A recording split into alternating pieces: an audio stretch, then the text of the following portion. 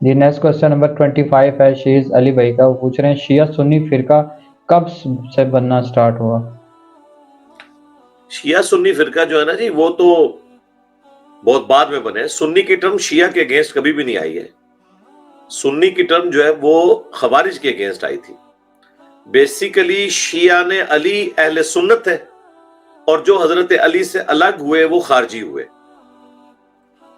تو یہ ٹرم اس وقت آئی کیونکہ خوارج جو ہیں وہ کئی چیزیں سنت والی نہیں مانتے تھے، اور اسی لیے جو ہے نا وہ آپ کو صحیح مسلم میں ایک حدیث ملے گی کہ اما عائشہ کے پاس ایک شخص جو ہے نا وہ آ کے ڈسکشن کرتا ہے عورت کی جو حالت حیض میں چھوٹنے والی نمازوں کے بارے میں.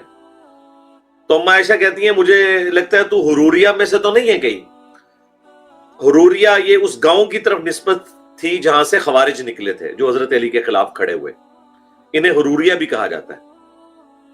تو پھر اما عائشہ نے کہا کہ نبی علیہ السلام ہمیں حالت حیض میں چھوٹے ہوئے روزوں کے کفارے کا حکم تو دیتے تھے، لیکن نمازوں کی قضاء کا حکم نہیں دیتے تھے، روزوں کی قضاء کا حکم دیتے تھے.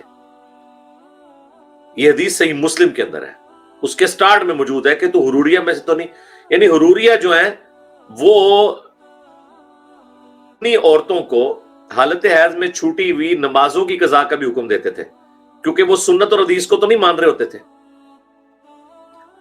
قرآن میں تو اس حوالے سے کوئی تفصیلات نہیں آئی ہوئی ہیں.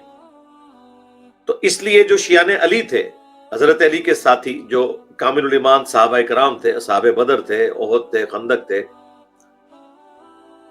ان کے لیے پھر ٹرم یوز کی گئی اہل سنت کی تابعین کے ہاں، کہ اہل سنت یعنی یہ نبی علیہ السلام کی سنت کی پیروی کرنے والے ہیں. قرآن میں تو کوئی اختلاف نہیں ہے خوارج اور صحابہ کرام کے درمیان، سوائے وہ چند آیات کی جو غلط انہوں نے تعویلات کی، لیکن قرآن کو تو مانتے تھے وہ. تو سنت نے فرق ڈالا، اس لیے پھر شیعہ علی اہل سنت کہلائے، اور جو ان کے مخالفین تھے وہ خوارج کہلائے، اہل البدع کہلائے. تو شیعہ کی ٹرم انیشلی شیعہ علی کے لیے جو استعمال ہوتی تھی وہی اپنے آپ کو اہل سنت کہتے تھے. اس لیے تو میں کہتا ہوں کہ اہل سنت اصل میں شیعہ علی ہیں.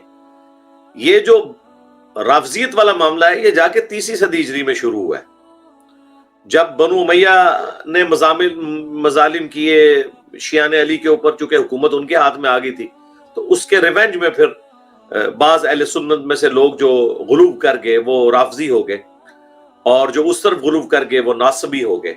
اہل سنت بہرحال آج بھی قائم ہے. دیکھ لیں کہ وہ تمام غلطیوں کے باوجود آج بھی حضرت معاویہ کو رضی اللہ تعالیٰ عنہ کہتے ہیں، اور حضرت علی کو خلیفہ برحق مانتے ہیں الحمدللہ.